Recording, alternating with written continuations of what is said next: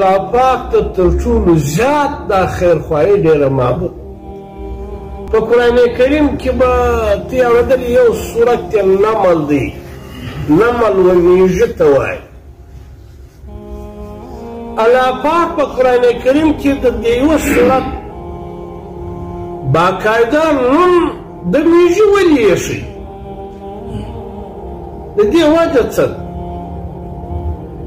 په دې صورت کې الله پاک د یو میږي خیرخواهي بیان کړې چې د سلیمان علیه السلام لښکر تېرېدی، دا میږیان د باندې راوتلي ول.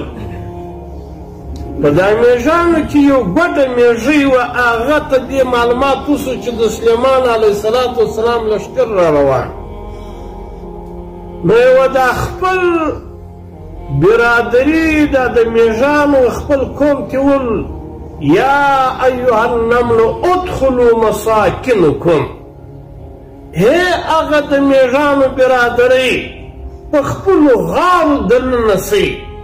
ولې چې د سلیمان علیه السلام لښکر را روان دی، داسې نه چې د سلیمان علیه السلام د لښکر په پښو کې پایماله نسي.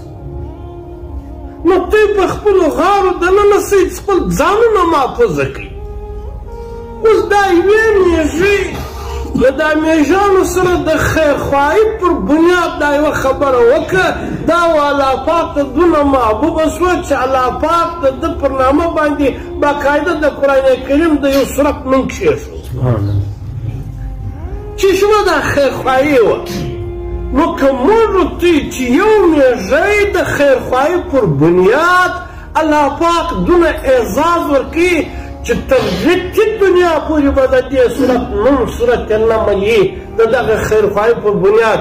او که موږ د اشرف المخلوقات چې انسانان دي له دې سره خیرخواهي پیدا کړو، الله پاک به وموږ ته څومره عزت او احترام وایي.